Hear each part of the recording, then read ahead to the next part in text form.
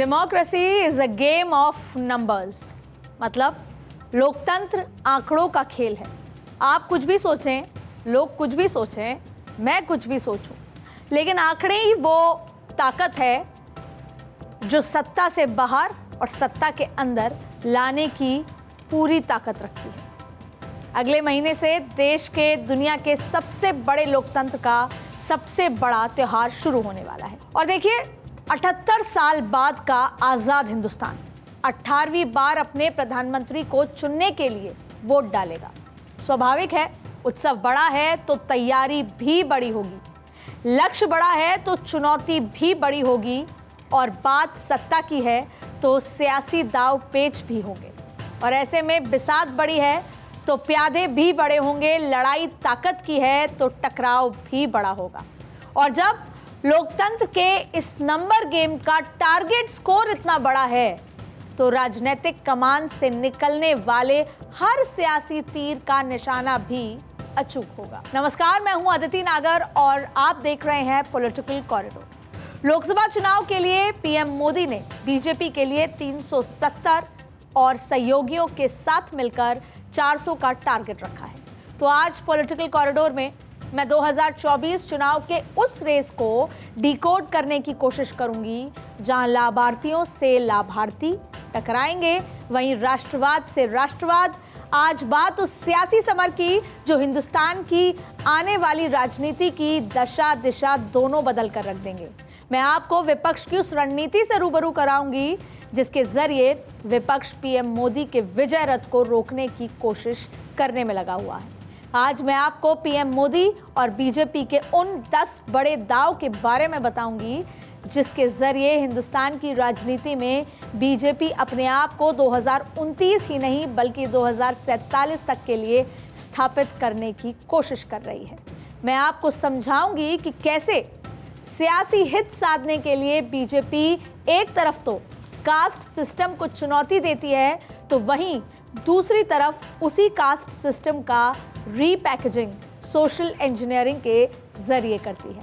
मैं आपको आंकड़ों में समझाऊंगी और ये दिखाऊंगी कि कैसे केंद्र की योजनाओं को ग्राउंड जीरो तक पहुंचाकर बीजेपी ने बीते 10 सालों में लाभार्थियों का एक ऐसा वोट बैंक रूपी किला तैयार कर लिया है जिसे भेदना फिलहाल विपक्ष के बस की बात नहीं नजर आ रही। मैं आपको राष्ट्रवादी भावनाओं और हिंदुत्व के उन मुद्दों का चक्रव्यूह दिखाऊंगी जिसे तोड़ने के लिए विपक्ष के पास अभिमन्यु जैसा कोई योद्धा नजर नहीं आ रहा। देखिए, 2024 के लिए बीजेपी का सबसे बड़ा चुनावी हथियार है लाभार्थियों का वोट बैंक। और ये एक दिन में तैयार नहीं हुआ है, इसको तैयार किया गया है, इसको घर घर तक पहुंचाया गया है। इसलिए आपने अक्सर ये सुना होगा कि नरेंद्र मोदी अपने कैबिनेट की बैठक में सांसदों के साथ जब भी बातचीत करते हैं कहते हैं घर घर तक जाइए, नरेंद्र मोदी सरकार की योजनाओं को घर घर तक लेकर जाइए। ये वही रास्ता है लाभार्थियों का वोट बैंक। और दरअसल पिछले 10 सालों में केंद्र की मोदी सरकार ने 100 से अधिक बड़ी योजनाओं को लॉन्च किया है और जिसका फायदा 80 करोड़ लोगों तक पहुंच रहा है। आंकड़ों के बारे में इसलिए बताया जा रहा है जिससे आपको पता लगे कि नरेंद्र मोदी उस आंकड़ों की लड़ाई में कितना आगे पहुंच रहे हैं। और इस चुनाव में ये लाभार्थी बीजेपी के मिशन 370 में सबसे अधिक नंबर जोड़ सकते हैं। अच्छा, सबसे पहले ये बात कर लेते हैं कि ये 370 हम पिछले शायद 10 सालों से या ये मान ले पिछले कई दशकों से सुन रहे हैं, लेकिन खास तौर पर ये 370 का आंकड़ा हम लोग बहुत लंबे समय से सुन रहे हैं, इसलिए ये 370 का आंकड़ा बड़ा फेमिलियर है हमारे लिए। वजह है कि 370 हटाने की बात जब हम छोटे थे तब से करते आ रहे हैं कि कश्मीर में 370 हटाना है और कश्मीर को देश का अभिन्न अंग बनाना है, मुख्य धारा में लेकर आना है। तो 370 एक फेमिलियर टारगेट है जो प्रधानमंत्री नरेंद्र मोदी ने भारतीय जनता पार्टी के लिए रखा है 2024 के चुनाव में।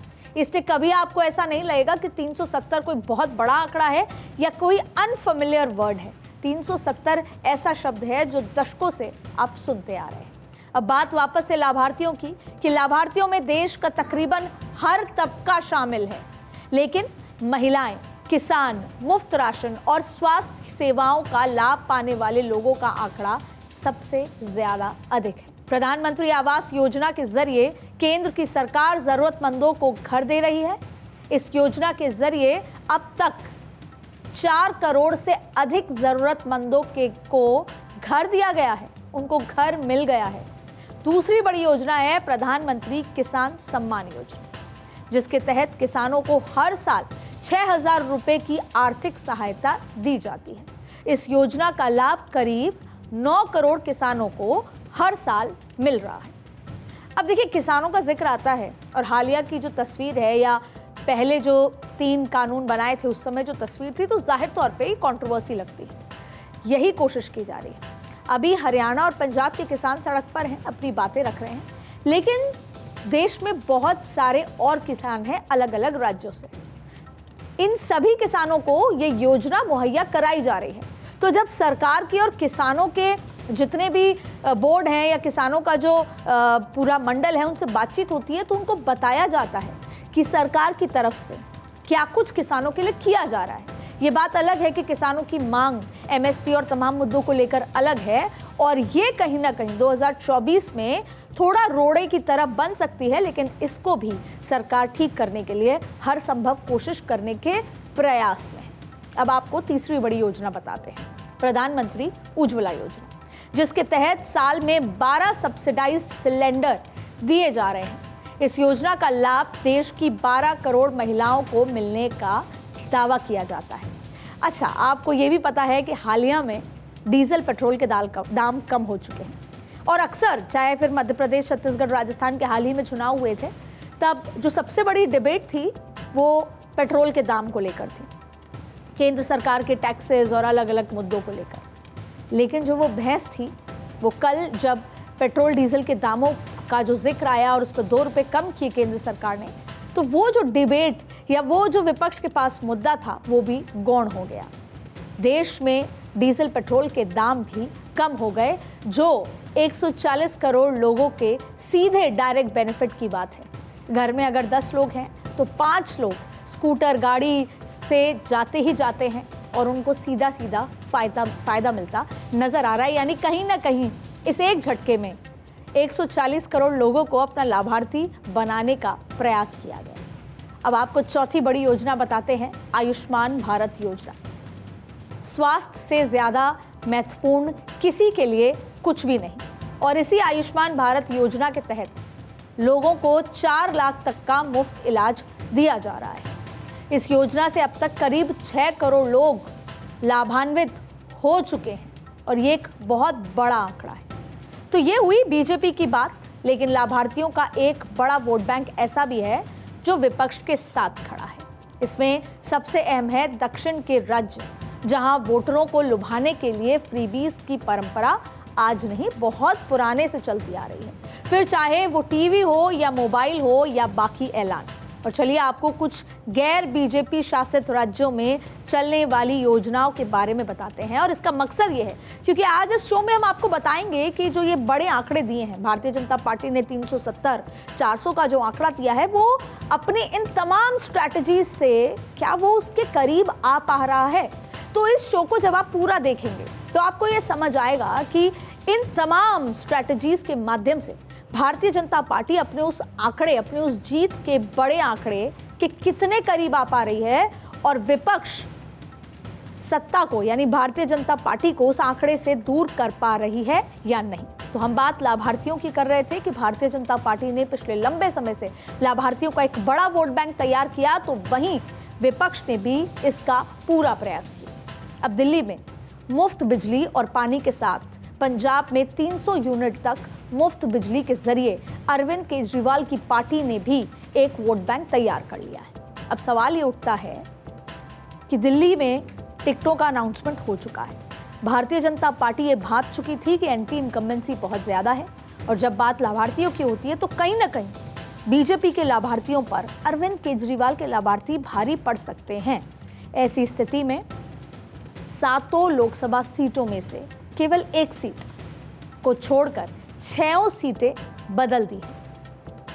केवल 1 सीट पर प्रत्याशी को रिपीट किया है। इसकी वजह है एंटी इनकम्बेंसी, ज़मीन पे बहुत ज़्यादा काम शायद ना हो पाना, या सर्वे में अच्छी रिपोर्ट ना आ पाना, या कहीं ना कहीं लाभार्थी वर्सेस लाभार्थी की लड़ाई में अरविंद केजरीवाल के लाभार्थी भारी दिखना। अब इसके अलावा आपको बात करते हैं राहुल गांधी। लगातार युवाओं और महिलाओं के लिए ऐलान तो कर रहे हैं, लेकिन लागू करने को लेकर कोई क्लियर ब्लूप्रिंट नहीं है। लेकिन अपनी इस यात्रा के माध्यम से राहुल गांधी ने कोशिश की है कि वो युवाओं, महिलाओं और न्याय की बात करें और सत्ता में आने के वो सपने दिखाने की कोशिश भी की है कि अगर सत्ता में आए तो हम क्या कुछ करेंगे। ऐसी स्थिति में अच्छा होता कि मध्य प्रदेश, छत्तीसगढ़, राजस्थान के चुनाव राहुल गांधी ने थोड़े सीरियसली या सिंसियरली लिए होते। अब देखिए 2019 चुनाव में 61 करोड़ लोगों ने अपने मताधिकार का प्रयोग किया था। ये इंपॉर्टेंट डेटा है, इसको आप समझिएगा, इससे आप समझ पाएंगे कि हम किस दिशा में जा रहे हैं, अगला 5 साल आपका कैसा रहने वाला है। यानी 2019 के चुनाव में 61 करोड़ लोगों ने अपने मताधिकार का प्रयोग किया था। एनडीए को 45%, मतलब तकरीबन 28 करोड़ वोट पड़े थे।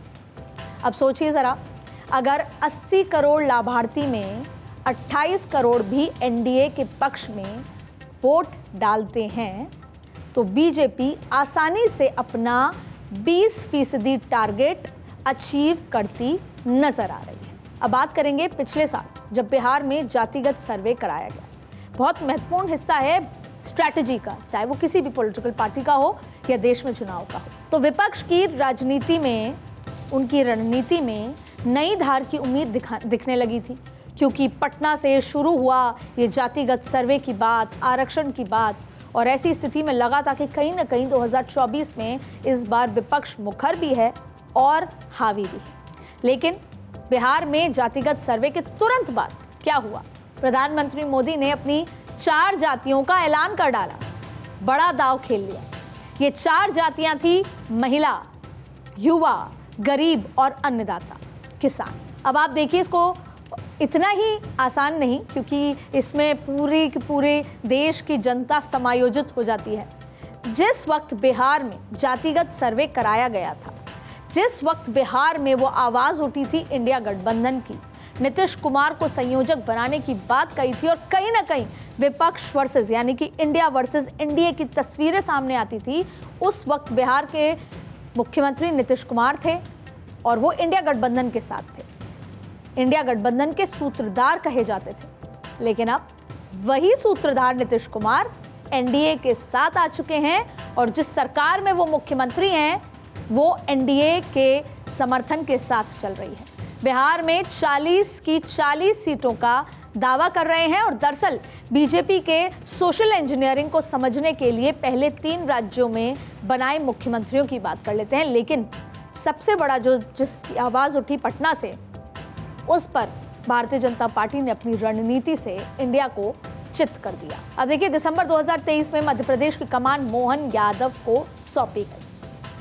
वैसे देखा जाए तो मोहन यादव ना भी बनते तो कोई और वहां के जातिगत के हिसाब से बन सकता था। ओबीसी से ओबीसी रिप्लेस हुए, वो बात है। लेकिन मोहन यादव का इम्पैक्ट केवल मध्य प्रदेश में नहीं रहा। मोहन यादव का इम्पैक्ट उत्तर प्रदेश, यानी पश्चिमी उत्तर प्रदेश में रहा। मोहन यादव का इम्पैक्ट और अन्य जगह, जहां हरियाणा की बात कर लें, बहुत सारे ऐसे राज्यों में रहा जहां पर मोहन यादव गए भी मुख्यमंत्री बनने के बाद। यानी बड़ा मैसेज दिया गया, यादवों को ये मैसेज दिया गया कि आपके समाज से भी हम मुख्यमंत्री बनाते हैं। बीजेपी के 370 पार और एनडीए के जो पूरे आंकड़े हैं उसको छूने के लिए बिहार और उत्तर प्रदेश की 120 सीटें काफ़ी अहम हैं। और ये दोनों वो राज्य हैं जहां यादव, जिसका मैं आपसे जिक्र कर रही हूँ, ये दोनों वो राज्य हैं, बिहार। और आपको मैं बताऊं कि मोहन यादव मुख्यमंत्री बनने के बाद बिहार गए और वहां पर उनका जमकर स्वागत किया गया। यानी हरियाणा, उत्तर प्रदेश, बिहार, यहाँ तीनों पर जो यादव बाहुल्य इलाके हैं, वहां पर इस बात का बेहद बड़ा इम्पैक्ट हुआ कि मोहन यादव को मुख्यमंत्री बनाया गया। और साथ में मध्य प्रदेश में इस बात का इम्पैक्ट हुआ कि एक वर्कर को, 2 बार के एमएलए को, एक वर्कर को, साधारण वर्कर को मुख्यमंत्री बनाया गया। तो आप देखिए कि 120 सीटें काफ़ी अहम होती हैं वहाँ पर, इन दोनों राज्यों में जहाँ यादव वोट बैंक का बहुत प्रभाव है।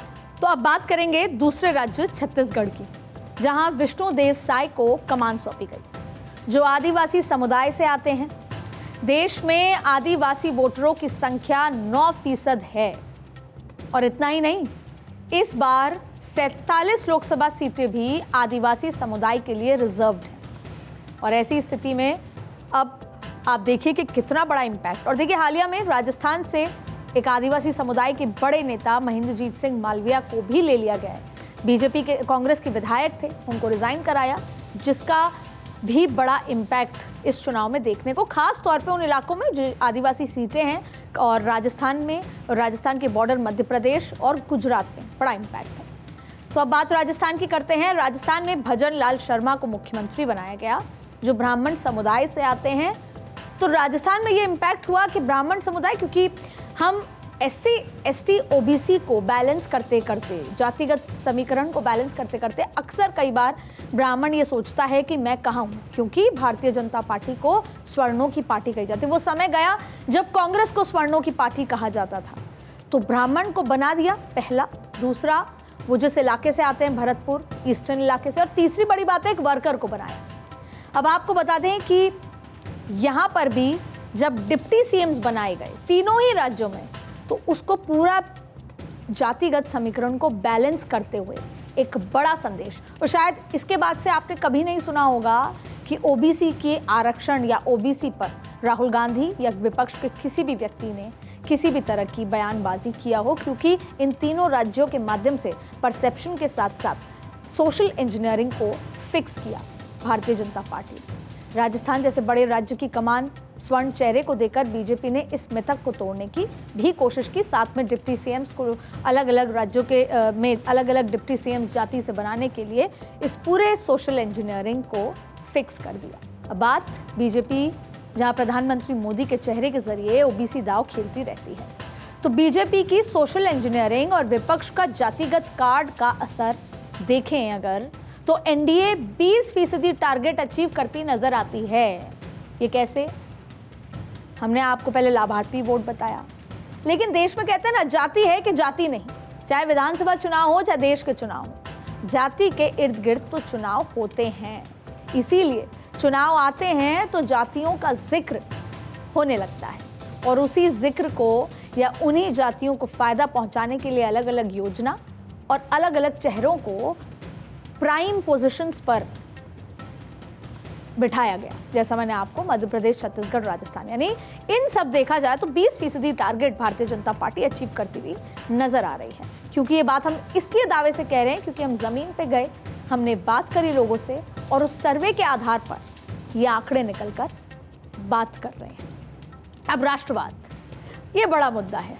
राष्ट्रवाद ने भारतीय जनता पार्टी को, जैसे कहते हैं, 2 सांसदों की पार्टी से 82 सांसदों वाली पार्टी तक लेकर आई।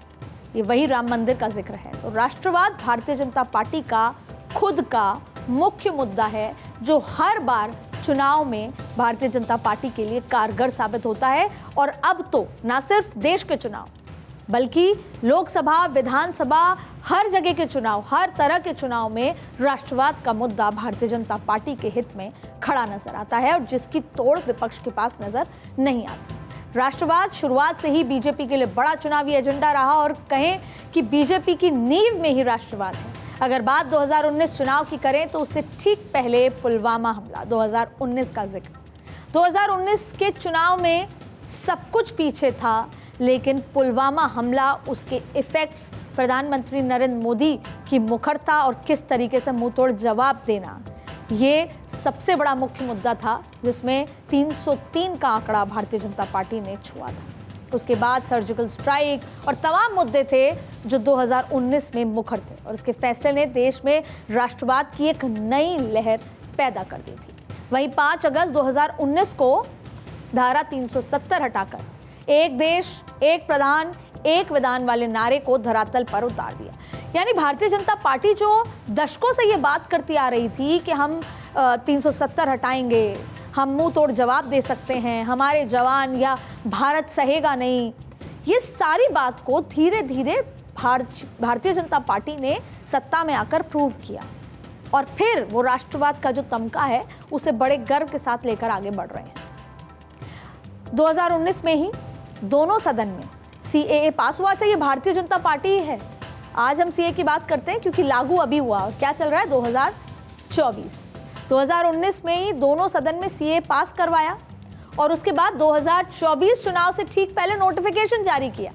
तो वो कहते हैं ना कि लक्ष्य लंबा हो, तो देखिए 19 में सोचा, 24 में नोटिफिकेशन जारी हुआ, तो कहीं ना कहीं वो जो माहौल है वो बना के रखा भारतीय जनता पार्टी। राष्ट्रवाद को लेकर बीजेपी की आइडियोलॉजी दर्शाता है ये तमाम जो बातें हम कर रहे हैं। और इतना ही नहीं, शहीदों के सम्मान में मेरी माटी मेरा देश अभियान, अमृत कलश यात्रा, अमृत वाटिका निर्माण, ये तमाम वो चीज़ें हैं, उदाहरण हैं इस अभियान से राष्ट्रवाद के नाम पर देश को जोड़ने की कोशिश की जा रही है।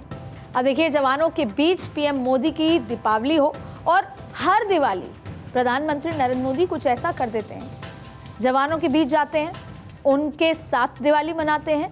पाकिस्तान और चीन को लेकर केंद्र की बीजेपी सरकार के स्टैंड ने जनता के बीच एक नई भावना को जन्म दिया है। शायद ये आप खुद, जब मैं बात कर रही हूँ और आप सुन रहे होंगे, तब आप ये महसूस कर पा रहे होंगे। और ऐसा ही नहीं है कि बीजेपी इस रणनीति की काट विपक्ष ने निकालने की कोशिश नहीं की होगी। विपक्ष ने अपने पुराने मुद्दे, इंदिरा गांधी, राजीव गांधी से लेकर आज़ादी तक की बातें दोहराई हैं कि कांग्रेस ने क्या कुछ किया है। लेकिन बीजेपी के पक्ष में राष्ट्रवाद की लहर को देखते ही नए नवेले विपक्षी गठबंधन का नाम इंडिया गठबंधन भी रखा गया कि हाल ही में कोई एक नया तुर्क का इक्का रखा जाए। लेकिन यहाँ विपक्ष की रणनीति पर बीजेपी की आइडियोलॉजी का पलड़ा भारी रहा। तो अब तक के 3 चुनावी हथियार की बात करें तो बीजेपी अपना 30% टारगेट तक आसानी से पहुंचती नजर आ रही है, जिसमें राष्ट्रवाद का एक अहम रोल है।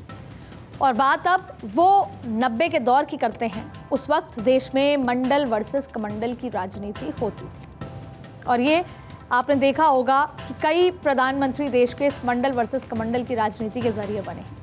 जनता दल सहित कई क्षेत्रीय दलों पर मंडल की राजनीति तो बीजेपी पर कमंडल की राजनीति का आरोप भी लगाते रहे। लेकिन ये बात भी सच है कि इसी कमंडल की राजनीति ने बीजेपी को पहली बार सत्ता का आधार दिलाया। ये राम मंदिर की ही लहर थी जिस पर चढ़कर बीजेपी ने पहली बार सत्ता का स्वाद चखा था। राम मंदिर पर 9 नवंबर 2019 को सुप्रीम कोर्ट का फैसला आया। हालांकि ये फैसला अदालत का था, लेकिन जिस तेजी से केंद्र की बीजेपी सरकार ने इस फैसले को लागू किया, उससे करोड़ों सनातनियों में एक बड़ा संदेश गया। साथ ही राम मंदिर की प्राण प्रतिष्ठा से करोड़ों राम भक्त का सेंटिमेंट भी जुड़ा हुआ है और वो आपके सामने था जो हाल ही में प्राण प्रतिष्ठा का पूरा कार्यक्रम किया गया। वहीं विपक्ष की तरफ से सनातन को लेकर दिए गए स्टेटमेंट और राम मंदिर प्राण प्रतिष्ठा पर खड़े किए गए सवाल से विपक्षी दलों को नुकसान ही पहुंचा है। वो कई बार बयान देते थे, कई बार बयान से बचते थे, लेकिन इसकी रणनीति की काट विपक्ष को नहीं मिल पाई। शायद इसीलिए वो शामिल नहीं हुए, बाद में गए, बाद में जाएंगे, इस तरह की बातें की। हालांकि अगर बात सीएए की करें तो विपक्ष हिंदू मुस्लिम के एंगल वाले विरोध से बचता दिखाई दे रहा है, क्योंकि अगर लड़ाई 2024 की है और आज जो देश में माहौल है उसमें आप पोलराइजेशन की राजनीति में खास तौर पे विपक्ष मुखर होकर खड़ा नजर नहीं आ रहा, क्योंकि वो समझ गया है कि इस बार वोटर्स का सेंटिमेंट क्या कहता है। इस बार हम पूरी तरीके से एंटी हिंदू माहौल में बयानबाजी नहीं कर सकते और यही वजह है कि सीएए को लेकर जो पहले मुखर होके मुस्लिम के विरोध की बात कही जाती थी, अब कहीं ना कहीं कांग्रेस के नेता वो करने से बचते नजर आ रहे हैं। यहाँ पर दक्षिण के राज्यों का जिक्र करना भी बेहद जरूरी है। दरअसल पिछले चुनाव में एनडीए को साउथ की 132 सीटों में से 29 पर ही जीत हासिल हुई। ये एक वो फैक्टर है कि जहां पर भारतीय जनता पार्टी मेहनत बहुत कर रही है, प्रधानमंत्री नरेंद्र मोदी जमकर दौरे कर रहे हैं। अभी अगले 5 दिन उनके साउथ के कई अलग राज्यों में दौरे हैं। पहले वो दौरे करके आए हैं, वहाँ की मंदिरों में पहले वो जाते हैं, फिर वहाँ पे जनसभाएं करते हैं। लेकिन ये रास्ता कितना साफ होगा, क्योंकि ये रास्ता साफ होना बेहद ज़रूरी है अगर आंकड़ा 400 पार का है। राम मंदिर की प्राण प्रतिष्ठा से पहले पीएम मोदी जब 11 दिनों के कठोर उपवास पर थे साउथ के मंदिरों में दर्शन पूजन कर दक्षिण के वोटरों के साथ एक मैसेजिंग कर रहे थे, एक कनेक्ट पैदा करने की कोशिश कर रहे थे। तो इस हिंदुत्व वाले चौथे फैक्टर के जरिए भी बीजेपी विपक्ष पर भारी भले ही है, लेकिन कहीं ना कहीं विपक्ष साउथ में खुद को ज्यादा कॉन्फिडेंट मान रही है। लेकिन अब भारतीय जनता पार्टी ने साउथ में खुद को मजबूत करने के लिए क्या क्या किया है वो भी आपको बताते हैं। पहला, साउथ में किस तरीके की जरूरत है वैसी योजनाओं का लागू करवाना। दूसरी बड़ी बात है, खुद प्रधानमंत्री नरेंद्र मोदी ने हेड ऑन इसको साउथ में जाना, वहां पर खुद के चेहरे के साथ चुनाव प्रचार करना। तीसरा, वहां की अलायंस पार्टियों से अलायंस करना, वहां के नेताओं को अपनी पार्टी में शामिल कराना और साथ में अगर वहां के जो टॉलीवुड स्टार्स हैं, सेलिब्रिटीज़ हैं, उनके साथ चुनाव प्रचार करना। ये तमाम वो चीज़ें हैं जिससे भारतीय जनता पार्टी अपना दक्कन का जो द्वार है उसमें अच्छी स्पीड के साथ एंट्री करना चाहती है, क्योंकि वो अच्छे से जानती है कि 400 पार तभी हो पाएगा जब दक्षिण स्वागत भारतीय जनता पार्टी का करेगा। अब देखिए, अगर ऐसा संभव हो पाता है, जैसे कि केरला में मुस्लिम प्रत्याशी को उतार देना, केरला में क्रिश्चियंस के साथ संगठन का अच्छा मजबूत जो है संपर्क होना, और इसके साथ साथ रीजनल पार्टीज के साथ समझौता करना, और फिर सबसे महत्वपूर्ण, प्रधानमंत्री नरेंद्र मोदी का इन सभी राज्यों में बार बार दौरा करना और वहाँ के मंदिरों के साथ उन लोगों के सेंटिमेंट से जुड़ना। अगर ये संभव हो पाता है तब 40% टारगेट को वो पूरा कर सकेगी।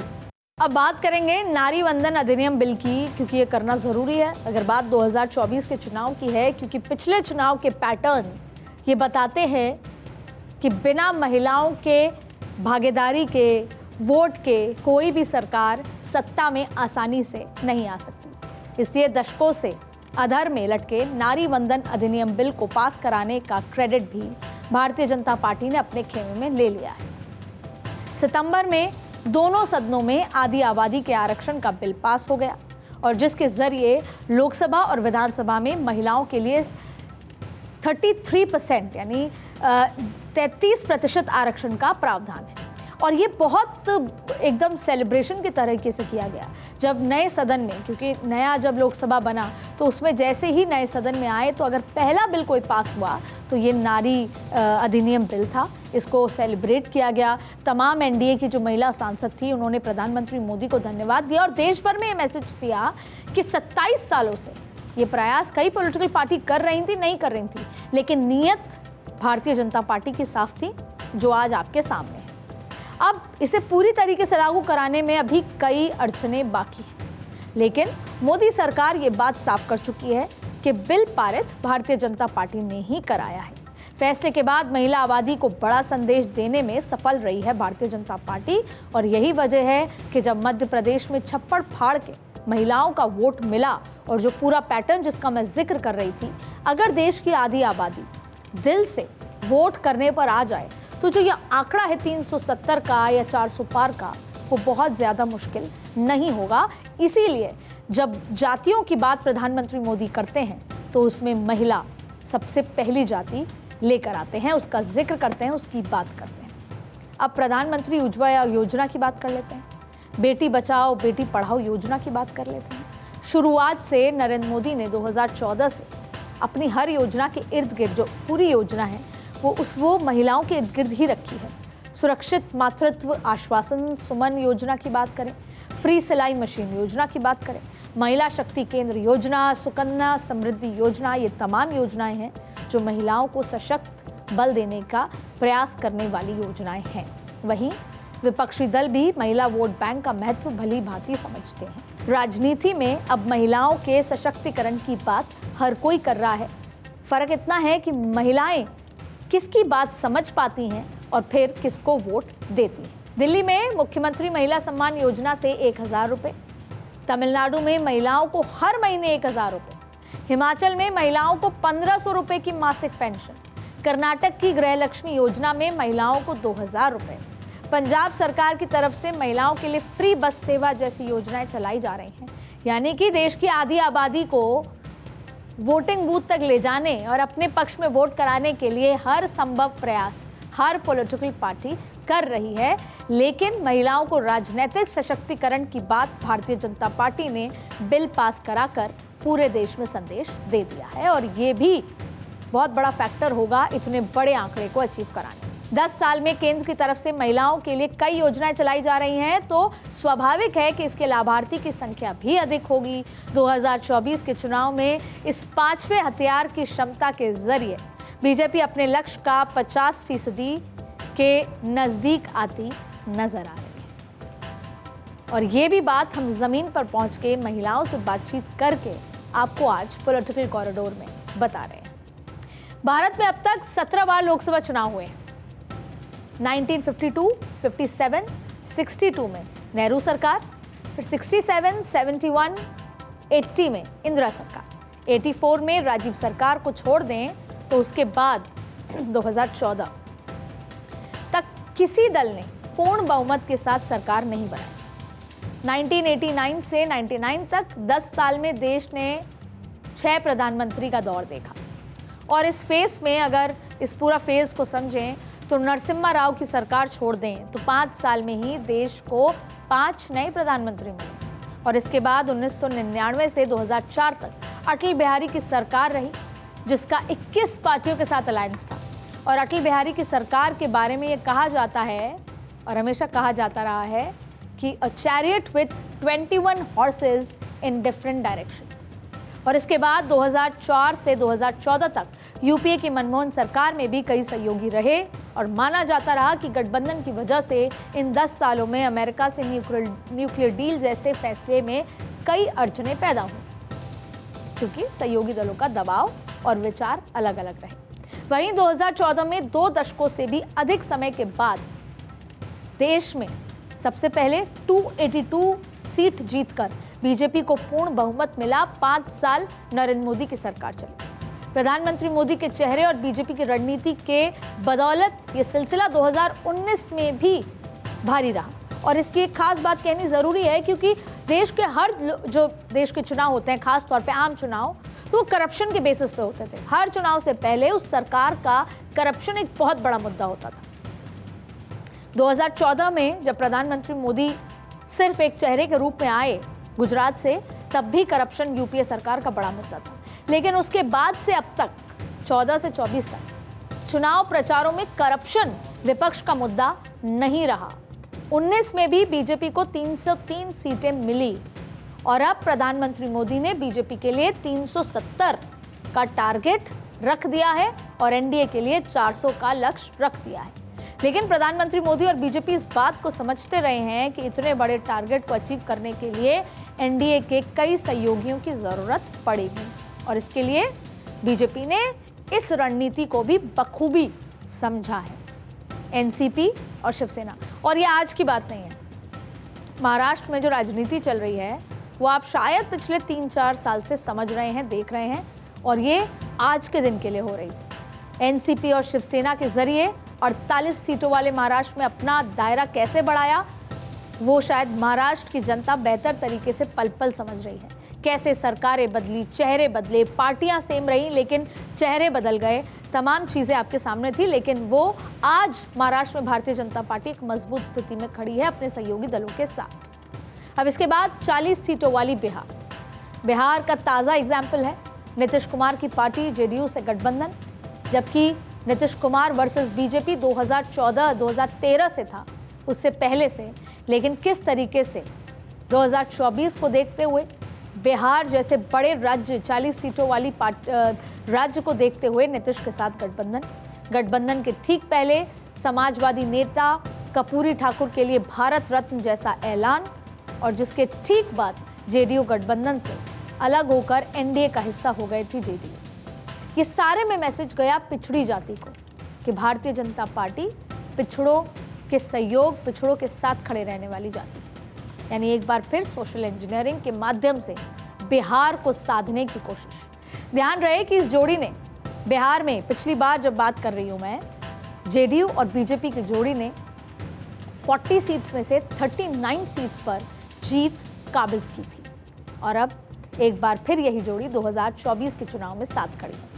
चुनाव से ठीक पहले एक और किसान आंदोलन की वजह से जाटलैंड बीजेपी के लिए बड़ी चुनौती बन सकता थी, लेकिन पहले चौधरी चरण सिंह को भारत रत्न और फिर आरएलडी का एनडीए के साथ आने को जोड़कर देखा गया। ये कहा भी गई, इसकी चर्चा हुई और इस गठबंधन का इम्पैक्ट पश्चिम यूपी के करीब 15 सीटों पर सीधा पड़ता दिखाई दे रहा है। अब साउथ की बात करते हैं, जो चुनौती है। और ऐसा नहीं है कि नॉर्थ चुनौती नहीं है, नहीं तो भारतीय जनता पार्टी राजस्थान से नेताओं को लाना, मध्य प्रदेश से नेताओं को लाना, अलग अलग राज्यों से नेताओं को अपनी पार्टी में शामिल नहीं करती। भारतीय जनता पार्टी एक स्ट्रैटेजिक पार्टी है। वो बेहतर तरीके से समझती है कि नॉर्थ में सैचुरेशन पॉइंट है, 100 आउट ऑफ 100 मार्क्स हैं और ज़रूरी नहीं है कि ये 100 आउट ऑफ 100 मार्क्स रिपीट हो सके। तो अगर इस सैचुरेशन में कोई कमी आती है, मार्क्स 100 में से 98 पर पहुंचते हैं, तो उसकी भरपाई कहाँ से करनी है, उसकी ये तमाम तैयारी है। तो अब साउथ की बात करते हैं, जो भी चुनौती है। साउथ की बात करें तो आंध्रा में टीडीपी जब बीजेपी के साथ थी तो एनडीए के खाते में 17 सीटें आईं और अलग होने पर एनडीए के खाते में एक भी सीट नहीं आई। चुनौती साफ है कि बीजेपी अपने ज़रूरत के हिसाब से सहयोगियों और बड़े चेहरों को साथ लेने में सफल रही रणनीति, और जिसका फायदा एक बार फिर एनडीए को जाता नजर आ रहा है।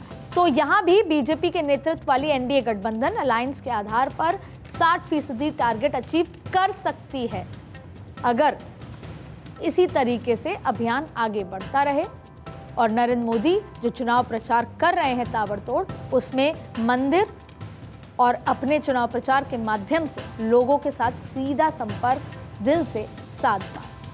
अब ऐसी स्थिति में अलायंस उनकी बड़ी मदद कर सकती है। अब आप बात करते हैं पीएम मोदी को साधने वाले विपक्ष की रणनीति की। दरअसल कई बार किसी मुद्दे को लेकर विपक्ष में आम सहमति बनती नहीं दिखती। इतना ही नहीं, कई बार केंद्र की योजना और फैसलों को उनका भी विरोध अगर विपक्ष करती है तो वो मुद्दों की जगह पीएम मोदी पर निजी हमले करती है। ये एक वो चीज़ का जिक्र मैं कर रही हूँ जो हर बार प्रधानमंत्री को फायदा करता है, जिसका फायदा विपक्ष को कम, विपक्ष आक्रामक होता है, बयानबाजी करता है, लेकिन फायदा नरेंद्र मोदी को मिलता है, बीजेपी को मिलता है। 2014 के चुनाव से पहले कांग्रेस के मणिशंकर अय्यर ने सवाल किया था कि क्या अब चाय वाला देश का प्रधानमंत्री बनेगा। उस वक्त प्रधानमंत्री पद के उम्मीदवार नरेंद्र मोदी ने चुनावी कैंपेन के दौरान खुद को चाय वाला बताकर कांग्रेस पर तीखे प्रहार किए और आपने देखा होगा कि हर गली कूचे में चाय पर चर्चा और तमाम तरीके के बयान और तमाम तरीके के प्रमोशंस हुए। बीजेपी कार्यकर्ताओं ने उस वक्त न सिर्फ तालकटोरा स्टेडियम के बाहर चाय बेची थी, बल्कि बीजेपी की लोकसभा चुनाव की पूरी रणनीति ही चाय के इर्द गिर्द केंद्रित हो गई। अब आइए 2019 चुनाव की बात करते हैं। 19 के लोकसभा चुनाव के दौरान पीएम मोदी ने एक्स पर अपने बायो में मैं भी चौकीदार लिखकर इस अभियान की शुरुआत की थी। ये भी काफ़ी विपक्ष के साथ बवाल हुआ था, तो बहुत तेज़ी से वायरल हो गया। और वहीं अब 2024 चुनाव में और कई बार ऐसा हुआ कि जब प्रधानमंत्री मोदी को मौत का सौदागर से लेकर तमाम बातें कही गई, प्रधानमंत्री नरेंद्र मोदी ने जनता के सामने वो अपनी पीड़ा व्यक्त की और जनता ने प्रधानमंत्री मोदी का सपोर्ट किया, जो आंकड़े साफ तौर से बताते हैं। 24 के चुनाव से पहले अब लालू यादव ने पीएम मोदी के परिवार को लेकर टिप्पणी की, तो पीएम मोदी ने अगले ही दिन पूरे देश को अपना परिवार बताकर हवा का रुख मोड़ दिया। तो पिछले 2 चुनाव से साफ है कि पीएम मोदी पर की गई निजी टिप्पणी का फायदा बीजेपी अच्छी तरह से चुनाव में उठाना जानती है। हाँ, लेकिन यही टिप्पणी या इसी तरह की चीज़ ममता बनर्जी भी अच्छे से जानती हैं, और यही वजह है कि जब पश्चिम बंगाल में मुकाबला हुआ तो ममता बनर्जी भारी पड़ी। उन्होंने भी यही इमोशनल जो स्ट्रैटेजी है वो अपने लोगों के साथ अपनाई थी और ममता बनर्जी चुनाव हारते हारते भी मुख्यमंत्री बन गई थी। अब बात करें कि टिप्पणी की जिस तरह बीजेपी ने फिर कैंपेन, हर बार टिप्पणी होती है बीजेपी उसे कैंपेन बना लेती है, उससे बीजेपी का फायदा होता है। और इस बार भी विपक्ष ने जब जो बात उठा ली है या उठाएगी, भारतीय जनता पार्टी अपने आंकड़े के करीब पहुंचने के लिए उसको कैंपेन बनाकर उसका इमोशनल स्ट्रैटेजी के साथ इस्तेमाल करेंगे। और अगर ऐसा हुआ तो बीजेपी 70% लक्ष्य को पूरा करती नजर आएगी। अब बात लोकतंत्र में जितनी अहमियत सत्ताधारी दल की होती है, उतनी ही अहमियत होती है विपक्ष की। लेकिन विपक्ष यहाँ कई मोर्चों पर विफल होता दिखाई दे रहा है। विपक्ष के पास पीएम मोदी के टक्कर का कोई चेहरा नहीं है, ये बात समझ आती है। राहुल गांधी हैं, सड़कों पर निकले हुए हैं, लेकिन प्रधानमंत्री नरेंद्र मोदी और राहुल गांधी में एक जो बहुत बड़ा फर्क है वो है 24 घंटे राजनीति न कर पाने का। प्रधानमंत्री नरेंद्र मोदी 24 घंटे देश में काम और राजनीति दोनों कर रहे हैं, लेकिन कई बार ये परसेप्शन बन चुका है कि राहुल गांधी शायद कभी कभी राजनीति करते हैं और बाकी टाइम वो अपने कई कामों में व्यस्त रहते हैं, जबकि विपक्ष को किसी एक बड़े चेहरे की जरूरत है। अब अमित शाह जैसा रणनीतिकार वो भी कहीं ना कहीं विपक्ष के पास नजर नहीं आ रहा। मुद्दों को लेकर विपक्ष में एकजुटता ना होना, ग्राउंड पे वर्कर्स का ना होना, बड़े चेहरों की कमी और चुनाव में उतरने की हिम्मत ना होना। अभी ज़रूरत है कि जितने भी बड़ी पार्टीज़ हैं जो एकजुट हैं विपक्ष के तौर पर, उनके बड़े चेहरे चुनाव में उतरकर माहौल बनाएं, लेकिन शायद ज़्यादातर बड़े चेहरे चुनाव में नहीं उतरना चाहते। इसके साथ साथ मुद्दों की कमी और ग्राउंड पर वर्कर्स की कमी, ये तमाम ऐसी चीज़ें हैं जो विपक्ष को कमज़ोर बनाती है। सीट शेयरिंग पर भी कोई फैसला नहीं हुआ। हालांकि सीट शेयरिंग एक ऐसा मुद्दा है जो चुनौती एनडीए के लिए भी है तो इंडिया गठबंधन के लिए भी है। एक के बाद एक कांग्रेस के कई नेता टूट रहे हैं क्योंकि उनको अपना भविष्य कांग्रेस में सुरक्षित अगले 10 सालों के लिए नजर नहीं आ रहा। और ये मैं इसलिए कह सकती हूँ क्योंकि हर वो व्यक्ति जो कांग्रेस का साथ छोड़ के जा रहा है, उससे जब हम बात करते हैं तो वो अपने भविष्य की चिंता बताता है। अब कांग्रेस इसे लेकर बेफिक्र है या वो चाहती है कि एक बार जितने भी लोग हैं वो चले जाएं और दोबारा से कांग्रेस शुरू हो, क्योंकि राहुल गांधी से जुड़े लोग तो यही बताते हैं। और इतना ही नहीं, राहुल की न्याय यात्रा पर भी सवाल उठ रहे हैं कि यात्रा को छोटा कर दिया गया है, सही समय पर शुरू नहीं हुई और इस समय राहुल को सीट बंटवारे पर बैठकों के दौर में होना चाहिए था। जहां जहां राहुल की न्याय यात्रा गुजरी वहां वहां गठबंधन की एकजुटता भी बिखरती चली गई। ये भी एक बड़ा सवाल था, चाहे वो बिहार हो या बंगाल हो। हालांकि बंगाल में इस पूरे अलायंस को लेकर स्ट्रैटेजी विपक्ष की तरफ से बताई जा रही है। दरअसल जब विपक्ष का नया नवेला इंडिया गठबंधन बना तो उसमें करीब 30 राजनीतिक दल थे, लेकिन चुनाव से पहले हुआ क्या? इंडिया के सूत्रधार नीतीश कुमार अब अलग हो चुके हैं, जिनका प्रभाव 40 सीटों पर सीधा था। ममता बनर्जी ने बंगाल के लिए सभी 42 उम्मीदवारों के नामों का ऐलान कर दिया। इसके पीछे कांग्रेस के साथ रणनीति है, लेकिन कहीं ना कहीं पब्लिक के सामने आपस में खींचता नजर आ रही है। पंजाब में भी कांग्रेस और केजरीवाल की रणनीति है, लेकिन ये कहीं ना कहीं एक कंफ्यूजन पैदा कर रहा है। पंजाब में केजरीवाल की आम आदमी पार्टी अकेले चुनाव लड़ेगी, जिससे वोट डाइवर्स रहें। अगर एक साथ चुनाव लड़ती है तो भाजपा को फायदा हो सकता है, लेकिन इससे जनता में कंफ्यूजन। बाकी राज्यों में भी सीट शेयरिंग पर फैसला अभी पूरी तरीके से नहीं हो पा रहा। ऐसी स्थिति में कुल मिलाकर जिस जोर शोर से इंडिया गठबंधन के नाम का ऐलान किया गया था, उस तेवर और कलेवर के साथ गठबंधन को एकजुट रखने में कांग्रेस नाकाम रही। कहीं ना कहीं कांग्रेस अपने गठबंधन को बड़े भाई की भूमिका में जो एकजुट रख सकती थी, उसमें भारी कमी नजर आई। तो विपक्ष की इन खामियों की वजह से बीजेपी एक बार फिर लीड लेती दिखाई दे रही है और बीजेपी अपनी एकजुटता के जरिए लक्ष्य का 80% स्कोर करती नजर आ रही है। और अब 2014 के बाद वैश्विक पटल पर भारत का कद बहुत तेजी से बढ़ रहा है। दुनिया आज न केवल हमारी संस्कृति और विरासत को पूज रही है, बल्कि हमारी स्वदेशी ताकत का भी लोहा मान रही है। हाल ही में दिल्ली में हुई G20 के सफल आयोजन का बात करें तो उसके जरिए दुनिया में भारत का कद और बढ़ गया है। आज दुनिया की हर बड़ी ताकत, फिर चाहे वो रूस हो या अमेरिका, भारत के साथ अपने रिश्तों में रत्ती भर भी खटास नहीं चाहती। वहीं तेजी से बढ़ती भारत की इकोनॉमी और 2047 तक भारत का विकसित बनने का प्रधानमंत्री मोदी का विजन भी आम जन जन तक पहुंच चुका है। भारत की ताकत की तस्वीरें आज दुनिया देख रही है और इस सफलता से खुद को कनेक्ट भी कर पा रही है। और शायद जब हम बात कर रहे हैं तो आपको महसूस हो पा रहा है कि जब आप विदेश यात्रा पर जाते हैं या आपके कई मित्र जो विदेश में बैठे हैं, वो अब आपको वैसे नहीं देखते होंगे जैसा 10 साल पहले देखा करते थे। बीजेपी इस सफलता को भी जन जन तक पहुंचा रही है। बीजेपी को ये मालूम है कि राष्ट्रवाद की तरह ही विश्व पटल पर बढ़ते भारत के कद का फायदा उसे 2024 के चुनाव में जरूर मिलेगा। इसी का नतीजा है कि बीजेपी अपने टारगेट का 90% हिस्सा पूरा करती दिखाई दे रही है। इन सभी चुनावी हथियारों से अलग सबसे बड़ी लड़ाई है चेहरे की, चेहरा वर्सेस चेहरा। एक तरफ प्रधानमंत्री नरेंद्र मोदी का चेहरा है, जिसके दम पर बीजेपी पिछले 2 चुनाव से लैंडस्लाइड विक्ट्री हासिल कर चुकी है, और इतना ही राज्यों के चुनाव में भी प्रधानमंत्री मोदी के चेहरे का असर साफ देखा जा सकता है। बात 3 राज्यों में बीजेपी की बम्पर जीत की करे तो वहां भी बीजेपी बिना सीएम पद के नाम के ही मैदान में उतरी थी। पूरा चुनाव प्रधानमंत्री मोदी वर्सेस कांग्रेस के मुद्दे पर लड़ा गया और नतीजा सबके सामने है। ऐसे में ये कहना गलत नहीं होगा कि इस चुनाव में बीजेपी और एनडीए के लिए पीएम मोदी का चेहरा वो मास्टर स्ट्रोक है जिसके आगे विपक्ष पूरी तरीके से चित्त दिखाई दे रहा है, क्योंकि विपक्ष में नेता तो बहुत हैं, चेहरे भी बहुत हैं, लेकिन राहुल को छोड़ दें तो किसी की भी स्वीकार्यता पूरे देश में एक जैसी नहीं। दक्षिण भारत को छोड़ दें तो किसी भी राज्य में राहुल की करिश्माई नेतृत्व का असर नहीं दिखाई दिया।